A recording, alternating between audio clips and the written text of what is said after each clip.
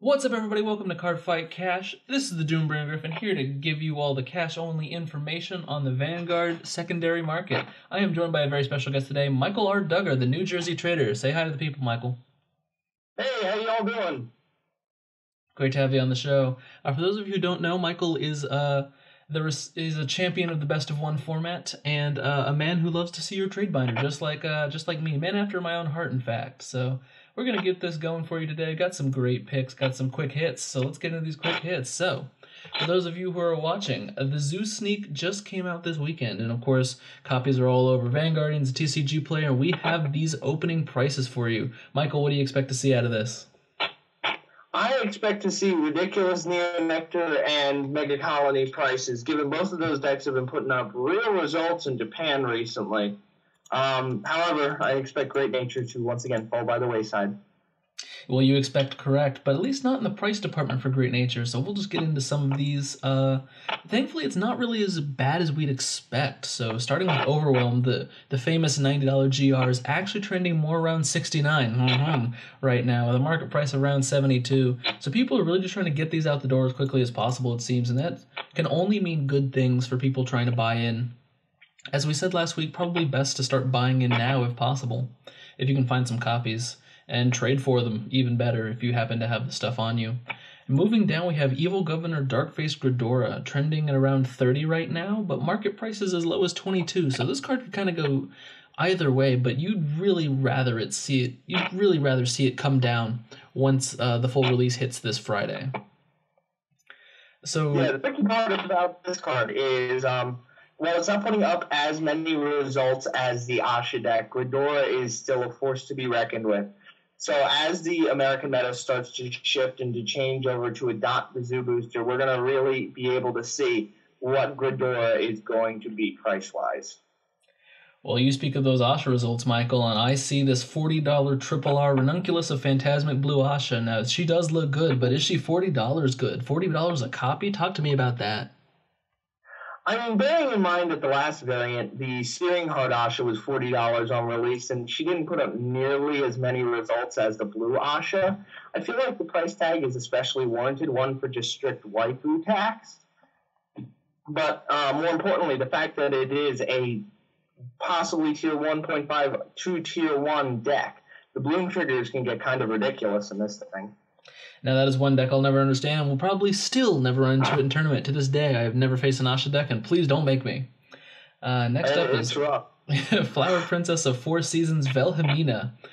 Trending around $60 for this GR. Really almost as bad when you look at the Mega Colony package, and we thought that was going to be absolutely ridiculous. Do you think this price is warranted? I mean, how many of this card do you typically run? In a Blue Asha deck, generally you see two Velhamina, but Velhamina is really a difficult stride to overcome. Giving your whole board, or your whole front row rather, a crit is especially difficult when you're swinging in with 100k lines. You're getting Zoa numbers right there without burning your stride zone accidentally. Yeah, that seems pretty bad to have to deal with. So moving on, if you now granted, if you play Great Nature out of this Zoo set, you seem like the real winner here, as your cards certainly aren't as expensive. Omniscience Dragon Balurl, we're gonna go with Balurl, is the Great Nature G-Guard, about half the cost of the other two. 32 right now, will almost surely come down more, and has put up a few results in Japan. Now, not nearly as many as Mega Colony or Neo-Nectar, not even by a long shot, but definitely some value here, and your Triple R is only $5 as opposed to the 40 that Neo-Nectar's is, or the 30 that Mega Colonies is putting up. So thankfully all your cards are nice and cheap. Pick them up at the start if you want some nice cheap wins on Great Nature. Michael, do you have any insights on Great Nature? Do you like going to school? Great Nature I know a little bit about. The deck is very good. Crayon Tiger and the general combos of the deck are really consistent. You really have a pretty straightforward game each time. You're kind of running the same lines of thought. And these cards just add to that consistency. Gotcha. So it's not like a major power increase, but it is just a consistency factor. I mean, if there's one thing Great Nature loves, it's consistency. I sure love having beefy dudes and drawing cards. And now it's time for the man of the hour, should I say the dragon of the hour, Zeroth Dragon of Death Garden Zoa. Now take this with a bit of a grain of salt because there's only one copy on TCG Play right now, but $120. Last one sold for $82. So this card could kind of end up anywhere, and we'll probably see it somewhere between Drachma and Megiddo. How do you feel about this price, Michael? Do you feel it's warranted, especially on the 82 side, and maybe not the 120? I don't feel the 82 is even warranted. The part about this card is I've been seeing pre-release, or not pre-release kits, but the cases. The case splits actually selling Zoas for $50 a pop, 50? Which is, I think, more where it's going to settle around. You're kidding me. I mean, is it one of the better ZRs? Absolutely not. I think I personally rank it in the bottom 3 by a long shot, but 50. I mean, that's looking good for Zoo players, especially considering how many of them are now getting in or upgrading their stuff. But what is that going to mean for the Gize packs in set 14? I mean, we're already thinking like, how are K-splits going to work if you just want one of the extra ZRs? But I mean, 50 to start. This card's might end up by 25 by set 14. It could be. I mean, it's great for the Zoo Clan players because their ZR is very affordable. It is definitely in the bottom tier of ZRs. But unlike Drachma, who I personally believe is also in that bottom tier of ZRs, I would agree with you. It's not usable in near as many clans. True. I mean, it just comes from a smaller nation at that. So that just means fewer options. But hey, never bad to have it as a one of. Almost certainly not. Can you get away without it? Absolutely. But if you have it, you might as well throw it in there. All right, so time for our main segment, Cash or Crash. So these are the cards that have gone up and down or are about to head one way or the other. And we're here to warn you about them. So let's start out with the buyout bin. Michael, you said you might have contributed to this a little bit. First up is Great Villain Dirty Picaro. The GR from Reckless Rampage, GTCB01. Currently trending at low for $32, market price $26, mid $31.80. There is like maybe 1 or 2 copies up there. Buyout, absolutely. This card is gone. And why is Spike Brothers up there, Michael? Yeah. Spike Brothers, so it just put up I believe, one result in Japan with the build running 4 Jelly Bean, 4 of the older grade 3, and obviously Dirty Picaro as the most consistent stride in the game, being able to build you a board with Counterblast 2 and shove a card in your hand into Soul. So anyone who's even thinking of picking up Spike Brothers, you definitely want this. And with the incoming of Dust in a little bit, people are preemptively trying to pick up those necessary Spike Brothers cards before all of a sudden you just can't find them. This card is one of the original Tech Booster cards, so it's hard to find to begin with. But then you add in it's got a topping build again. It's going to be impossible to find the later you go. It's impossible to find now. What are you talking about? Might have to trade me into a Spike Brothers deck just for the value. All right, next up is Exponential Expertise Rising Nova. So the triple R, or one of the triple Rs from GTCB01, now trending around $25. The buyout is in progress. Actually has quite a few copies up, but it seems like the price just kind of jumped up on him rather quickly. People are trying to buy into him at 21, but that ship has sailed. I mean, it's over. I mean, if you're trying to buy Spike Brothers, you are already too late for the hype train. Yeah, that one was definitely a pickup on last set. The stuff was so cheap, you had the opportunity to get it. Now at this point, they're seeing the result that the last set and then the incoming next set are bringing to the table. So unfortunately, you're all of a sudden bumped up to a higher price bracket when looking at Spike Brothers. At this point, I feel like we just need a revival collection entirely revolving around the tech boosters, which are just all but gone. Unless you're playing Great Nature, everything in there is expensive. It's age and underprinting, man. The older these sets get, the more their cards are going to be sought after.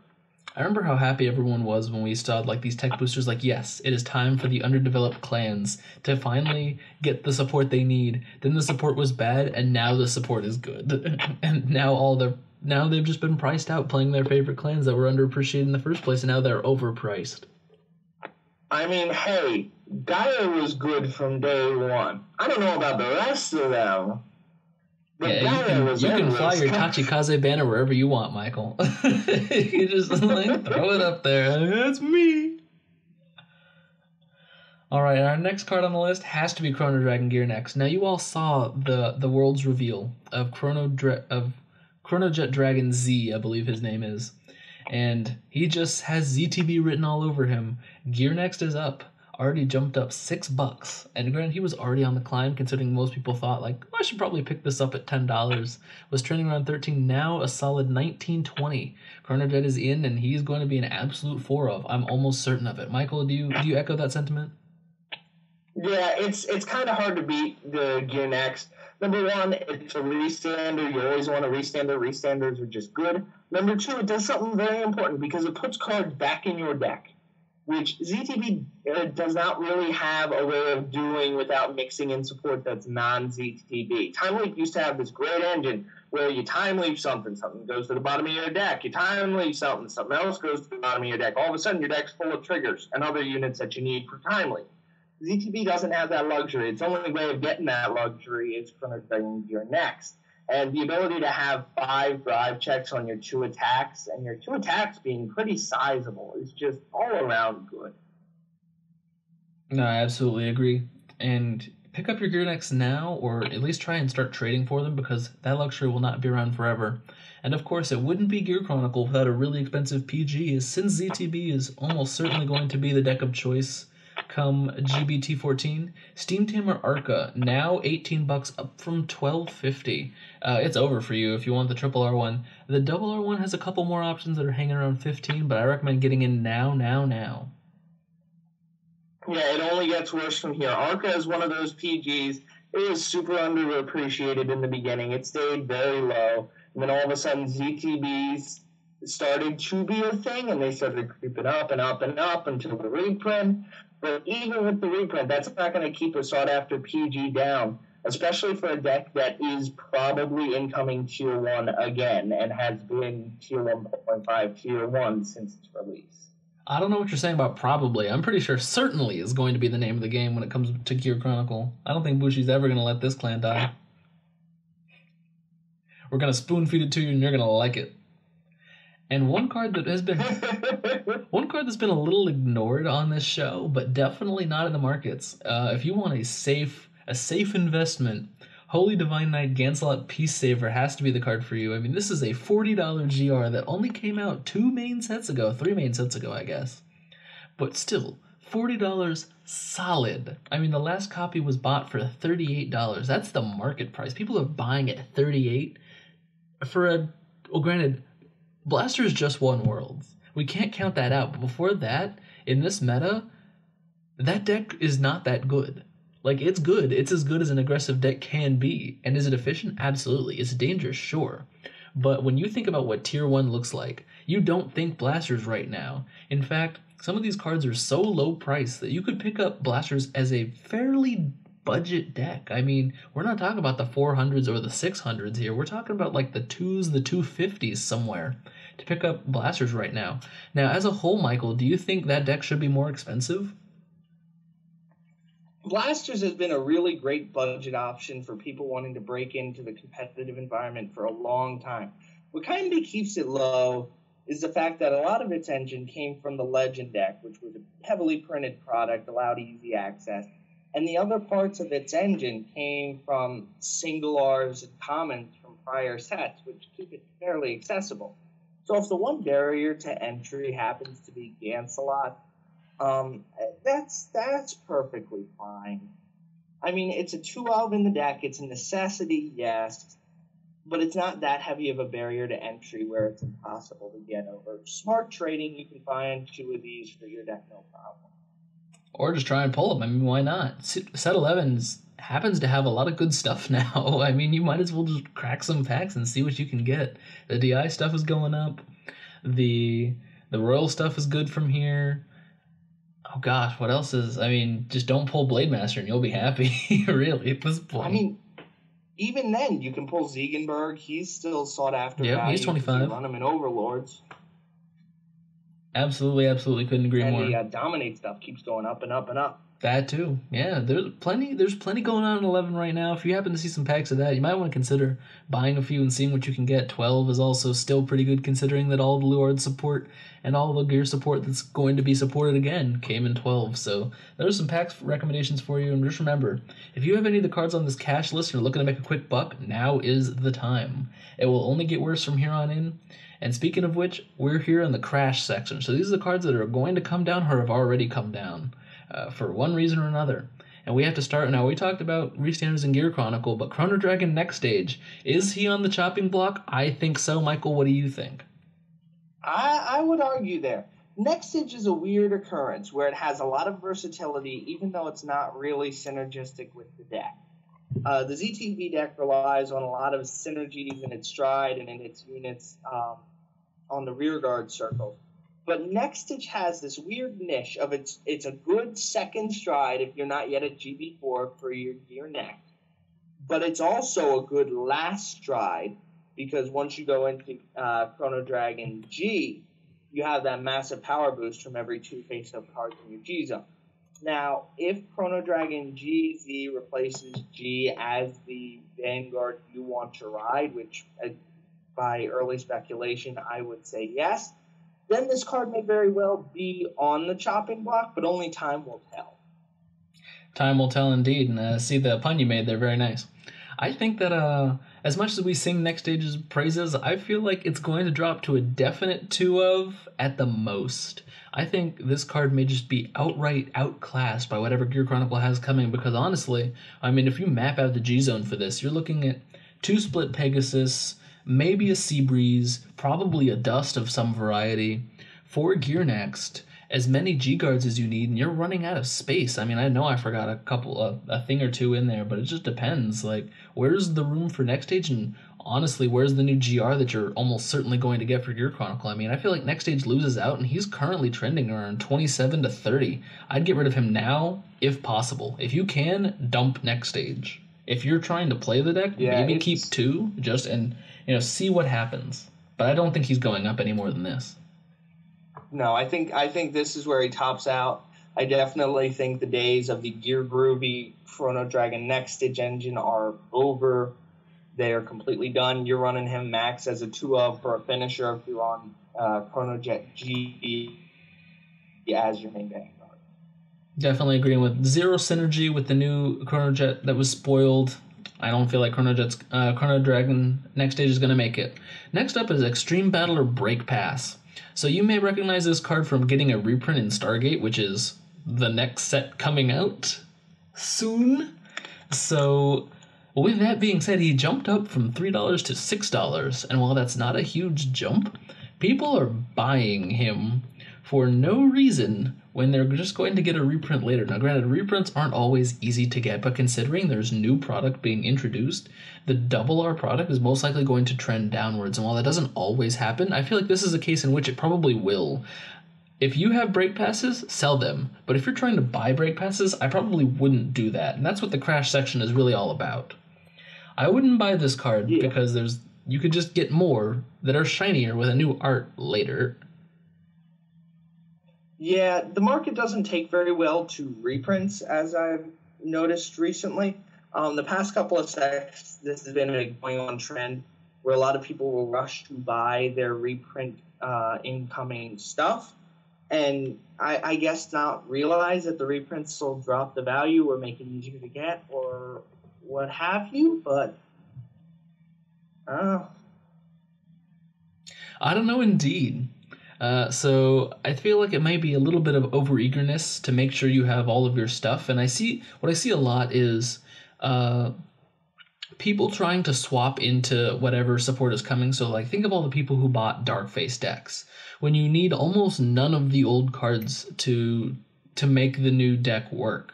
Like Overwhelm is absolutely a staple. You need Obturandus, but you don't need old grade 4 Darkface. You don't need the grade 3 Darkfaces. You probably don't need most of the, grade 2s or maybe even the PGs. You might still run the PGs. I don't look at Gridora lists that often, but I feel like you could have just picked up the staples that you knew would survive and made a much better investment rather than hold on to Dark Faces, which are now dropping in value. So if you're looking at getting into new support and looking at taking decks wholesale, make sure you know what kind of lists are topping in Japan to really see what you'll be needing. And make sure you get at least the staple cards. If you happen to get a good deal on a deck, absolutely. But remember, you're after the staple cards, as most of that stuff's going to be replaced anyway. So just a quick tip for you out there. Our last card in Crash, and this one's a sad one to me, because really, why isn't this card more expensive? It's gotta be the very first Vanguard card, Blaster Blade. And I'm talking specifically about the SP version from the Legend deck, the one that came as a 1-of and is, I guess, technically triple R, but it looks like a full art SP. This is the best looking one in my opinion, since it doesn't have the text box. Current market price $6, current low $7.50, current mid $8.25. And my only question here is why? Why is Blaster Blade one of the oldest cards in the game? We're talking about all copies here. All copies here are under $10. Unless you're looking for like an original BTO1 SP, you can walk out of here with a $30 set of Blaster Blades. Michael, this card is less expensive than the Grade 2 Single R Lu from GBT06. This card is less expensive all around than Blaster Blade Spirit.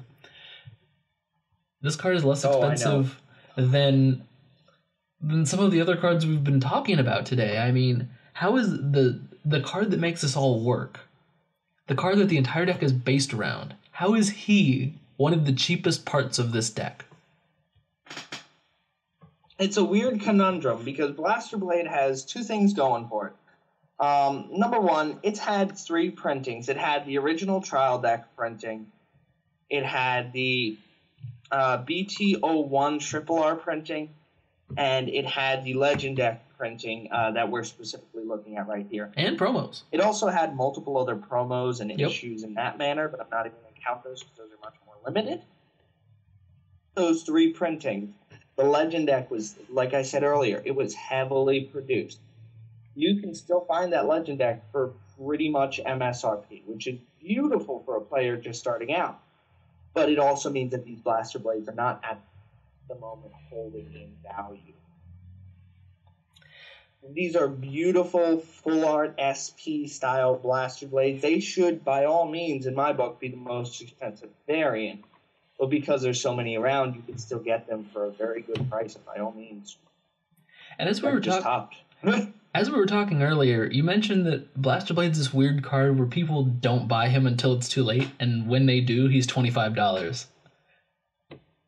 Talk to me more about that how you think that mentality really works, how it develops. I mean, Blaster Blade seems like one of those staple cards like, oh, you have a Blaster Blade, I'll pick that up, but he's just not.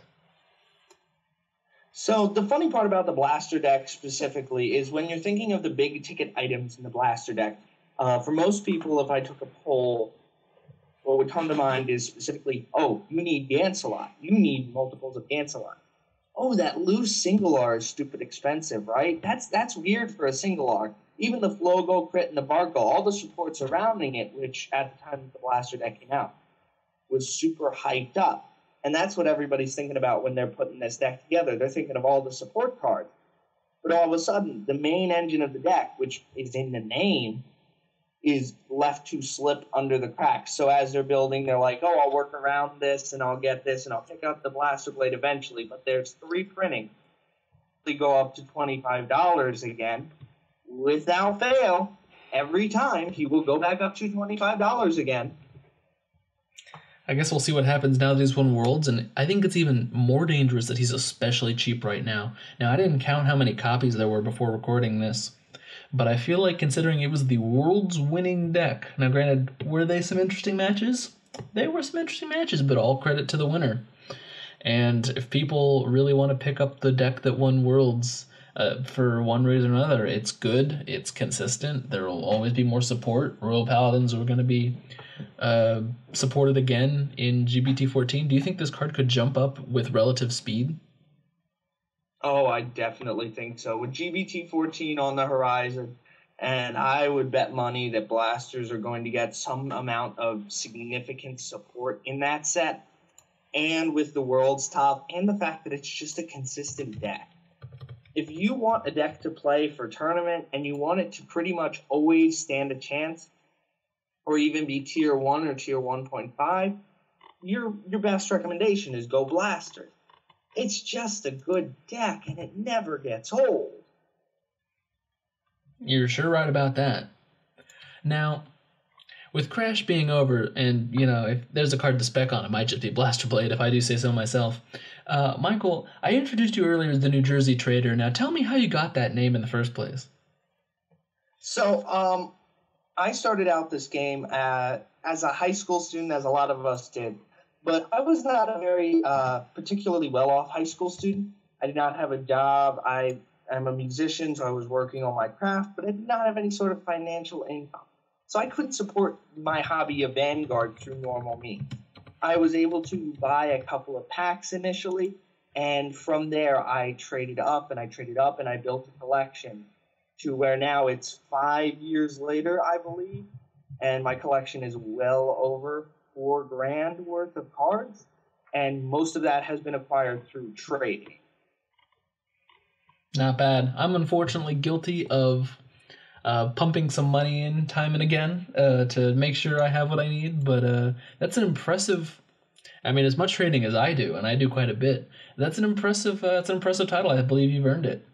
And so, for our viewers, while we talk about trading and getting, speculating on cards and trying to pick things up low and sell them high and whatnot, we haven't really gone over just how we tackle this challenge of talking to people, finding their trades and making sure we get the cards we need when, or, using this to trade up and up and up so that we eventually have the cards we need and a little bit extra to continue doing this time and time again. I mean, getting to a point where you don't have to spend money on card games because you simply have so large a collection that you can continually trade into new things is quite a bit of a challenge. And I think it's time we shared our tips for really advancing in this game with spending as little money as possible, or spending money the smart way.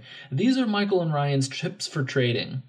So, and I've said this time and time again, rule number 1, now make sure you're writing this down. I'll give you like 5 seconds to get some pen and paper to make sure you have this. But if you're also looking at if you've been following along with our Google Sheet in the description, you'll be able to see this straight up and be able to keep this for a while. So tip number 1 is know your values. You are the only person responsible for making trades. If you don't know your values, you will get, that is the inch that they will use to take you for a mile. And they being the people you trade with. If you don't know how much cards are worth, you will not be able to do this at all. You might get lucky. That is a slim chance. I cannot stress how vital knowing your values is. If you don't know the value of every single card in your binder, that's okay.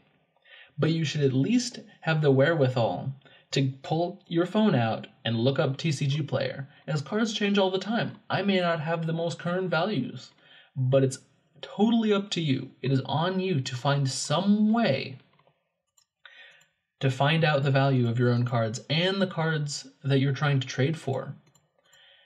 And if you're 100%.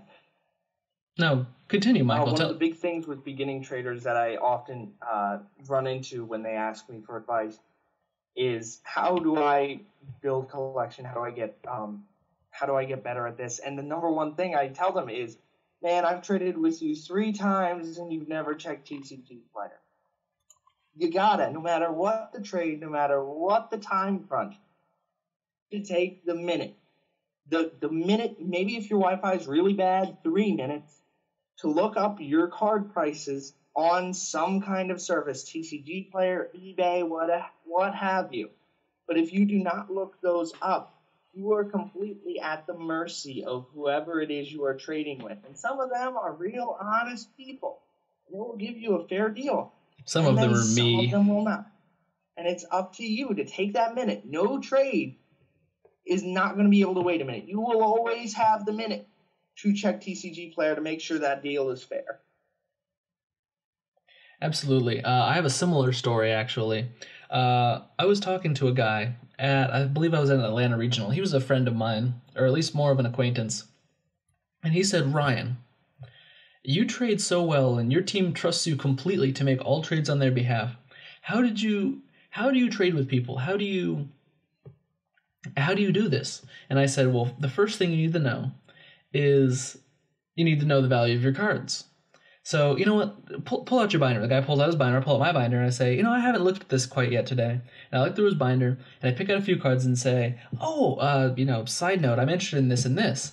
And he's like, great. And I say, last I checked, they were 9 apiece. And he's like, oh, okay, cool. And I say, oh, here's my binder. Is there anything you're interested in? He pulls out, a card that I know is worth $18. And I say, great. Seem fair? And he says, yeah. And I said, no, it's not fair. The cards that I picked out are $15 a piece, and I just made $12 off of your lack of knowledge. And that was the lesson. I stood there. I'm telling him the rule, and in front of him I demonstrate how important it is. Because while he might be happy with the trade, it's not a good trade objectively.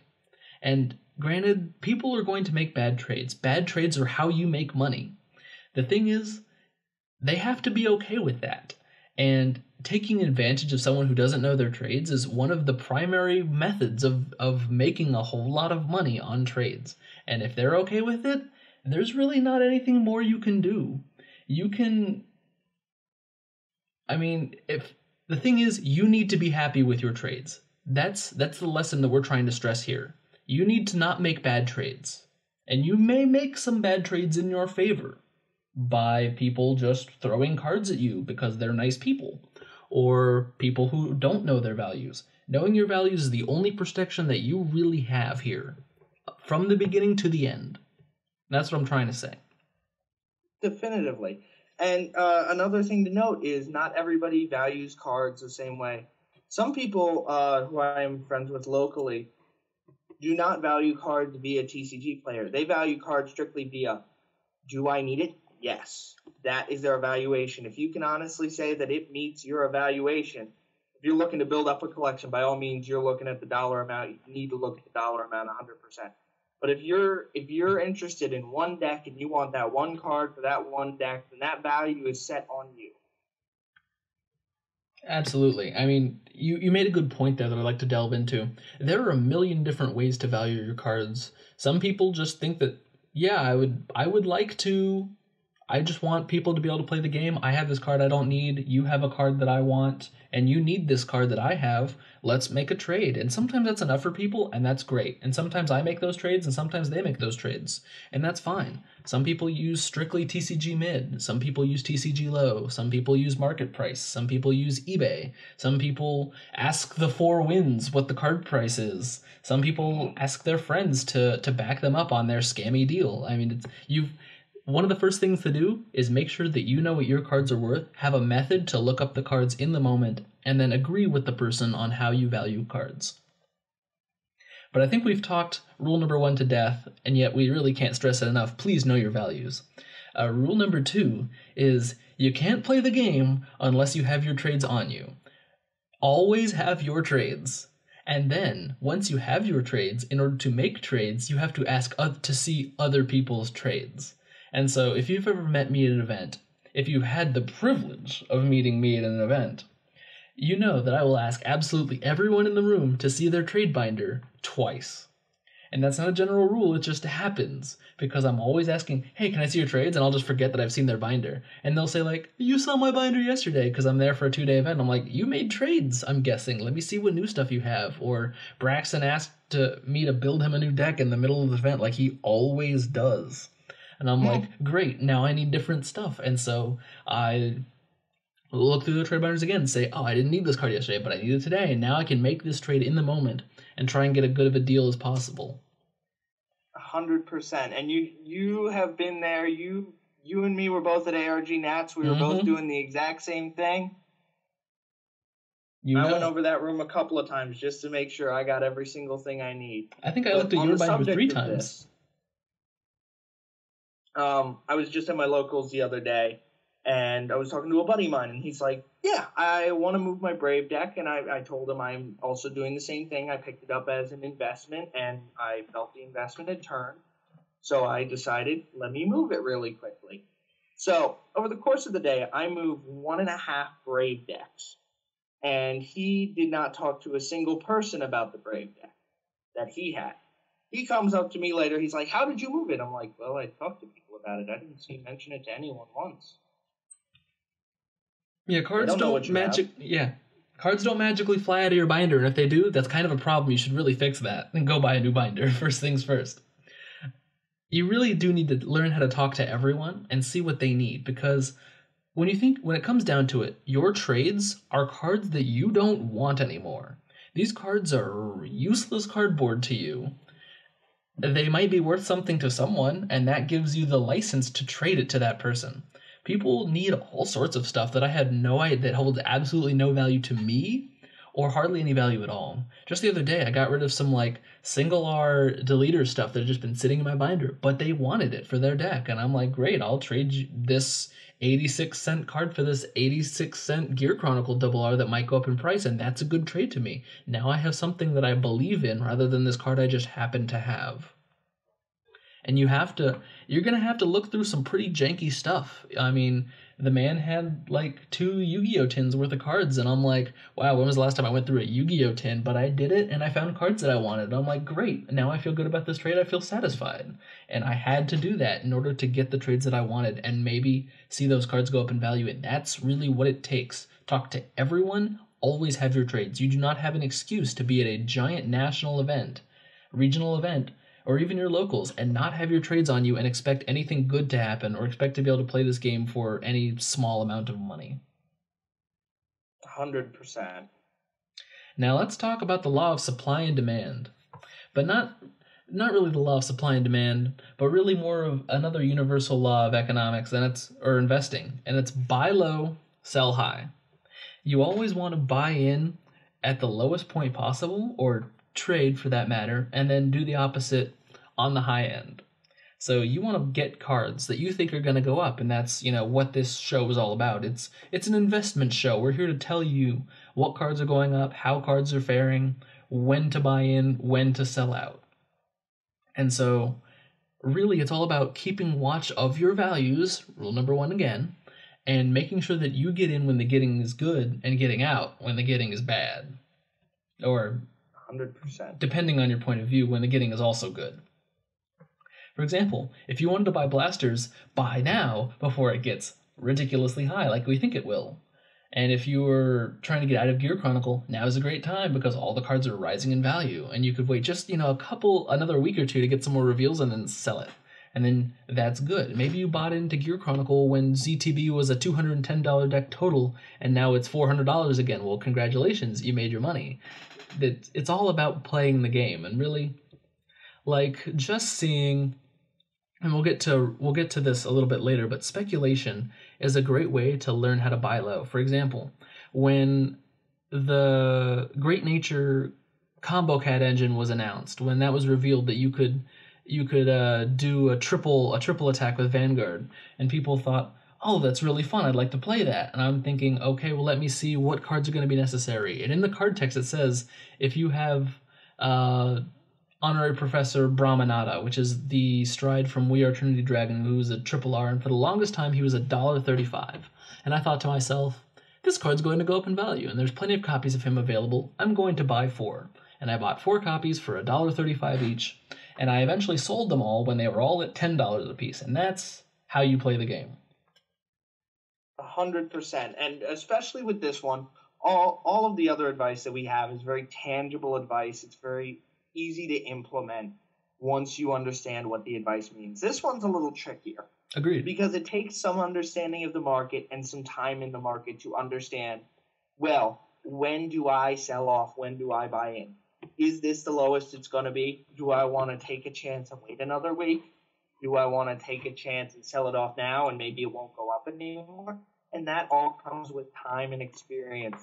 I have lost on some deals just as much as I gained on some. When Tachikaze Port got announced, I had a Tachikaze deck at the time. The dogmas went up to $100 a pop, and I sold that deck off for $600. Used that to fund 3 other decks. But I also lost on some deals because I got out of them too early. I thought, oh, this isn't going to go up anymore. This is kind of capped where it was. Not ZTB, but Original Time Leap was one of those. I had it a couple of times. And once it hit 300, I was like, okay, I'm selling it off now. I don't think it's going up anymore. And then it goes up to 400. And then it up again. And it goes up to 5. I'm like, oh, I'm selling it off. I'm not risking it. I got to sell it off. And then it went up to 6. So it just takes some time and some understanding of how the market works. And once you get a good grasp on that, then you will be able to truly buy at the lowest and sell at the highest. And one thing, and again, we'll get to this a little bit more later, but considering this is like general investing advice, don't be afraid to get out when things look bad. I mean, sure, you always hear about the stories like, oh, it went up more and more and more, and I lost out on so much money. You need to preserve as much as possible, because things aren't always good. I mean, when the Glendios support was announced for Rondo of Chaos and Salvation, I thought, what's going to be what a lot of people like? Glendios, because at the time people were playing Glendios at ARG Nats, and they were still playing it. And when there was new Glendios support, I'm like, okay, Glendios is an old card. There are only so many. It's a triple R, which is generally a pretty good investment. I'm going to buy a set of Glendios and a set of Omega Loop. And I did. And the cards did go up to around $15 to $20, but I couldn't get rid of them no matter how much I tried or how much I posted. And I eventually am still left with some of that $90 investment, and it was just bad. And granted, while I did try and buy low and then sell high, it didn't always work out. And so cutting my losses might have been the thing, and just say, hey, I'll get rid of these for $10, so at least I can get my original investment back. Will those cards go up more? It doesn't matter to me. I don't want to hang on to these anymore and just lose more money. I mean, not all investment stories are good ones. And so while you think you could sit on this forever and eventually make money, there is some sort of strategy to that. But I do implore you to be smart about when to get out of investments, because even if you made less money than you could have, you still made money. And that's really what it's all about at the end of the day. 100%. All right. And so next, we're going to talk about overall solid investments. It's always nice to be able to identify good value cards or staples, and as another part of this piece of advice, trade for things you don't necessarily need. And trading for things you don't necessarily need is something hard for a lot of people to grasp. People tend to think, if I don't need it for my deck, I don't need to trade for it. And while technically that's correct, that's also what I would think of as a bit small-minded in the grand scheme of the game. You don't really know what is going to go up in value, or what good cards are, because really when it all comes down to it, we're trading for things that are worth some amount of money to some people, and that's why we can do this. It's all a giant barter system. And when you have a card that shoots up in price, like let's say I wanted to play Combo Cats and I bought Brahmanadas. Well, okay, now these Brahmanadas are $10 a piece and I can sell or trade them. And now I think that I'm looking through somebody's binder and he wants my Brahmanadas, and I see a Belial Owl, and I'm like, okay, well, a Belial Owl I don't need because I have my set. But Belial Owl is always a card that will at least hold its $20 value, or go up because of Shadow Paladin support coming. And as I've said before, Belial Owl is probably one of the cards that I will almost always trade for if possible, because it's just a solid investment, and I can always use that to translate into a card that I want later. And now if I got Belial Owls at 20 and now they're up to 30, well, congratulations. This was a solid investment. It was not a card I needed, but it was a card that I knew would almost always retain its value and be good. And it's all about identifying those good value cards or staples. So while Blaster Blade would have been one of the cards that I would pick for this, it is no longer one of those cards. It's now more of an investment. But Blaster Blade would be another good example, because for the longest time he was between $15 and $18. Overall solid, and just good to have. Of course, that doesn't apply anymore, but it's an important lesson to be able to identify what staples look like. And Michael, what are some 100%. Of the staples that you tend to trade for when you see them? Like, you know what, I will always pick up this card if I can. So generally, my go-to targets are things that are currently in the meta. So, for example, any kind of Thavos Stride, I'm looking toward picking up. Anything Chaos Breaker, I'm usually looking toward picking up. But I'm also always looking for big stride units that were particularly powerful for a deck. Even if they're not a mainstay 4 of, even if they're just a 2 of, I will pick those up as a way to hedge my bets on if the deck gets more support. If it gets better, this card may go up. And name crits are just always valued. Even if you reprint them, they will always at least hold where they were, if not go up. Awesome. But taking off of this point and then taking it a step further, when I was initially building my collection, I had a general policy of if I can make a deal happen, if I don't particularly want the card, I will offer a value trade. I will offer, say, I don't need anything out of your binder, but you need something out of mine. If you're okay with a slightly higher evaluation than I would normally do, I will gladly pick out value for your binder. And I would offer the same on my end if I'm looking for a card in particular from their binder. That way, both parties are still interested. They're still getting the card that they need. I'm getting a card that I can trade off later, and we're both happy with the deal. Now, that's a solid technique, and not one that I've used before personally, so I've learned something today, too. Thank you, Michael. Not a problem. But definitely don't be closed in this notion that eventually you're going to find all the cards you need, because you just might not. And then, even when you do, that person may not like your trades. That's always a risk. So make your trade collection as solid as possible by picking up staples when possible and trading for things you don't necessarily need but are good value, like we said. And so diversity is key. Absolutely. Always diversify your portfolios.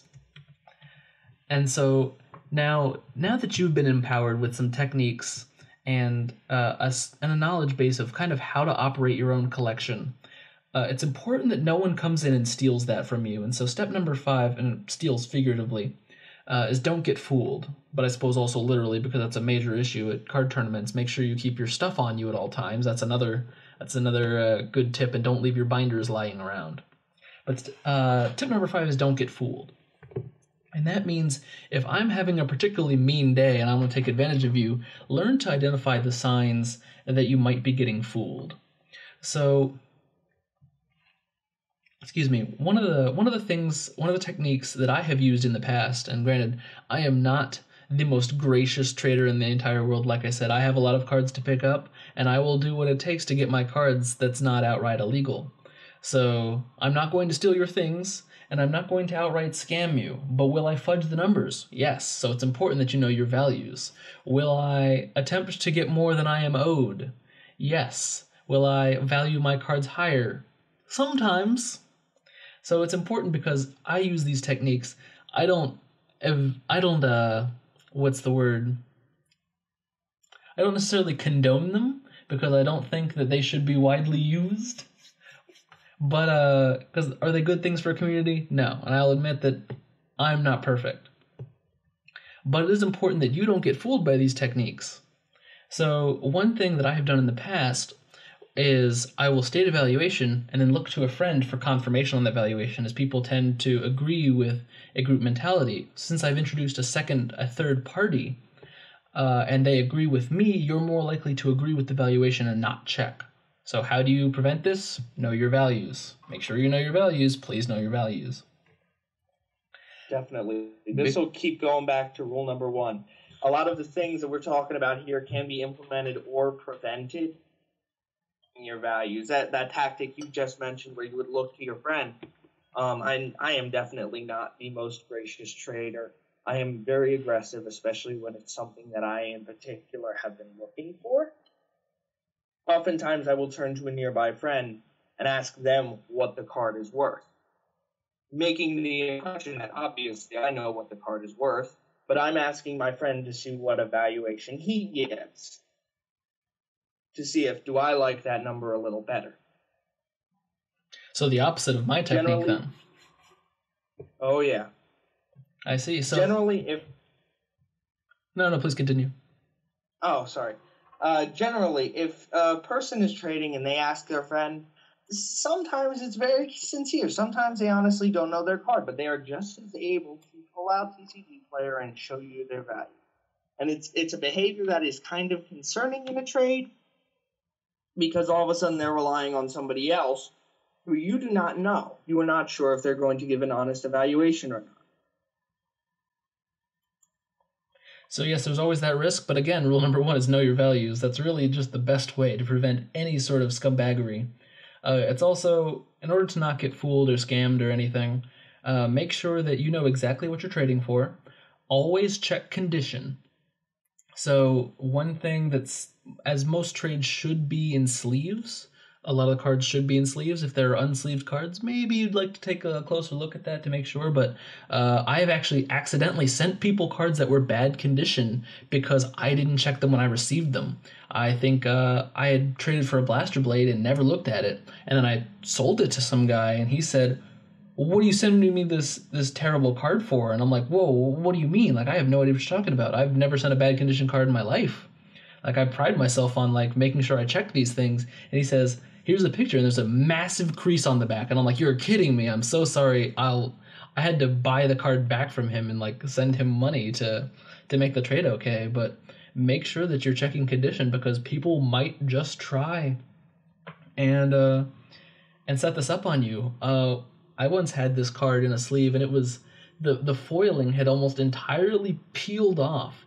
And just to see if people would take the trade, I would show it to them, or people would, or I'd keep it in my binder. People would ask me about it, and I'm like, oh yeah, sure, here you go. And they looked at it a little bit, and then I would pull it out of the sleeve and show them that the foiling was entirely ripped off. I'm like, you don't want this card.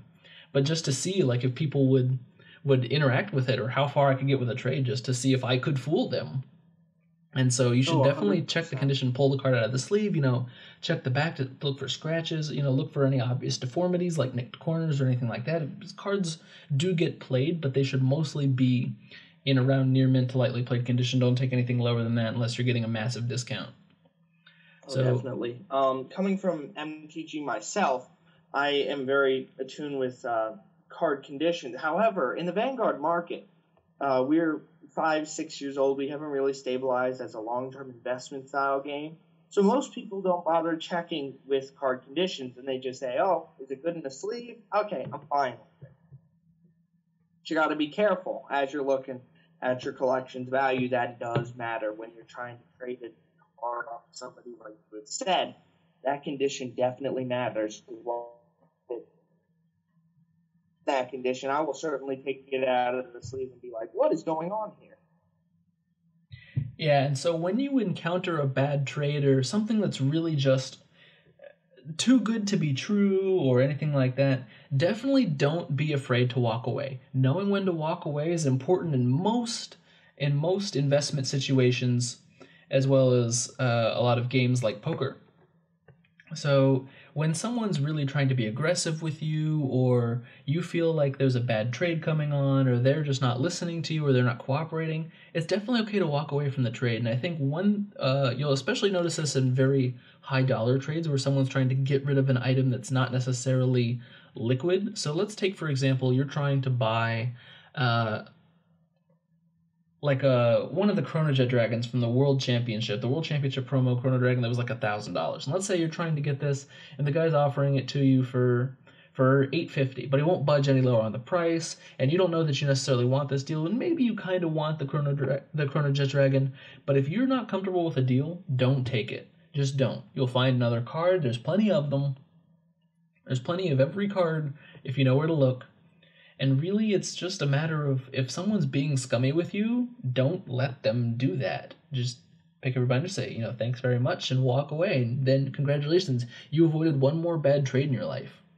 I mean, sometimes it's just not worth it. And this especially applies when it's vendors trying to, move cards around and say, like, I'll buy this at 50%, I'll buy this at 40%, I'll buy this at 30%, and then they offer you some BS number at the end of it, and you can't keep track of anything. Just say no, because it's really not worth it to just lose out on that much value. In any case, keeping as much value to yourself and then using that value to build up into greater value or cashing out at some point is what this is all about. And taking a loss at any point is almost unacceptable unless you just can't. There are some things you can't control, but taking a loss on things you do control is pretty much the unforgivable sin here. Yeah. Have you ever been in a situation, Michael, where you just had to walk away from a trade? Like, this is just, this is just bad, and I can't participate in this anymore. Oh, hundreds of times. I have, and like I said earlier, I offer value trades for stuff that I want that I know they don't need anything out of my binder. But there's a limit to how generous I will be with the value. If you're trying to get me for double what the card's worth, you're not going to get that. And this is a very important piece of advice, because quite frankly, this is a sign of maturity. In my first few years in this game, I did not know how to walk away. I would push and push and push. And now usually I would get the deal I want, or I would make the other person walk away, just because that is my personality. I just keep going until I get what I want, or they don't want to be around me anymore. But that being said, I would have saved myself a lot of money if in my early years I had known to walk away. I was first building my collection and I was trying a few different models of how to build value. I would sell cards I didn't need to a local game store. And they offered like 66% of the cards worth, which I thought, you know what, I don't have a way of selling these right now, and the store has cards I need, so I can take the loss and finish a deck. But long-term thinking-wise, looking back now, hindsight being 2020 as it is, my collection could have been so much larger had I not sold them that probably grand worth of cards to finish decks. Well, one thing about that is, do remember that the only reason we're doing this is because we enjoy playing card games. We want to finish decks, we want to build new things, we want to do it for as cheaply as possible. And sometimes that does mean just, I can't sell this card, I don't want to go through the trouble of selling it, I'm willing to take 50-60% of value cash just to get rid of it. And granted, that's a fine technique to use sparingly. For example, like, I got big into Force of Will when Force of Will came out. Like, this is a great game. I like Magic style games, but I hate Magic itself. And I ended up going positive for a while, but then I hit like the third set, which ended up being like just a terrible set for value. Like, I bought 3 boxes with all the money we had cycled. My friends and I, we ended up playing the game for free, and then we hit this awful loss. But one thing about that was we pulled like one of the super expensive full art cards, and we're like, awesome, great, we can sell this. And then we never managed to sell it. And here I was after the game has all but died, and I've sold off the majority of my collection. I'm still sitting on like this neat little pile of foils I'll never ever use for a game that I no longer play or have any sort of connection to. And one time I just remembered to bring them to an ARG with me, set them on the table in front of the dealer, and I'm like, what do you give me for this? And he's like, I don't know, 20 total? I'm like, great, give me some Vanguard packs. Let me pull something I can actually use. And granted, that was fine for me, because even if the cards were worth more than that, you can only make money on cards you can sell. And if you can't sell them, that's just, you've got a piece of cardboard that's shiny and maybe looks good. So it's fine to head to the dealer's table when there's just something you really can't get rid of, and that's honestly when you should, because then you can reinvest that money that was otherwise totally worthless. 100%, but there has to be a limit where you cut yourself off. Definitely agree. You don't want to hit that spiral. Most of your collection at the dealer and using the dealer as your way of trading into decks, that's when all of a sudden the concern comes in of, is this the best way to use your value? Agreed. And our last tip that we have here is speculate at your own risk. Now, granted, one of the things we're talking about here in this podcast is speculation. And let me tell you, it is a rough game to try and get in here, but it's one that's getting a little bit necessary to play Vanguard at the level that we do, just to make sure that you have your stuff before the going gets tough. And if you want to make a little extra money playing Vanguard or try to make your collection a little more self-serving, awesome. So here's a little bit of how to speculate. Usually when you speculate, you see that support's coming out, and you think that there are older cards that are already printed that are going to go up in price because of that. And so what you would do is you would buy those cards in hopes that they go up in price. That being said, it's a total risk, and you have no idea what's going to happen unless you see those cards on the uptick already or there's a buyout in progress. So like the Brahmanadas that I mentioned were good speculation because they were $1 triple R from a character booster that was out of print. There were very few available, and people suddenly wanted this card as a 4 of. And I'm like, great, this will be a solid investment. So I just bought a few, no more than a playset, and I reaped the rewards. That being said, I used the same technique to buy Glendios, and that horribly failed, and I was struggling to just make back my money. So definitely speculate at your own risk. Here are my personal rules for speculation. I never buy more than 4. I only buy things that are under $5. I typically don't go more than that. I'll maybe jump on an $8 or a $9 one at some points, but definitely not going more than that. I only speculate. I really enjoy speculating on triple R's and higher because those are the most likely to go up in value. I will go for double R's, but rares are typically a bad investment unless you just happen to get lucky. For example, when during the mana buyout, the Shadow Paladin Grade 2, it just so happened that we had like 20 copies because whenever Nate would buy cards and he needed the value to exceed $1 to be able to be shipped through TCG Player, he would go out and buy like an 18-cent mana. And he just did this 20 times, and then he had 20 manas, and all of a sudden the cards were $5. Like, lucky him. But then there's me when, I believe when Gear Next was announced, and his effect where you had to put something back was being contested via rulings. I bought, like, I don't know, 15 copies of the Gear Peacock card because I'm like, oh, are people going to use this? They didn't. I now have 15 copies of this Gear Peacock. And one more rule, when I speculate on rares or anything really cheap, I only buy $2 worth because that's an acceptable loss to me. Like, I'll buy as many copies as $2 will get me, and I'll reap the rewards if there are any. And there usually aren't. Like, I bought 9 Brutal Troopers when Blue Wave support was announced. I'm like, well, you're going to need this crit to make your combos work, and that deck is really cheap, and it also got reprinted, and now I have nothing. So keep in mind that speculation is a total risk, and sometimes you'll make your money, and sometimes you will lose everything. So try and keep your speculations low, and best of luck to you, I will say. 100%.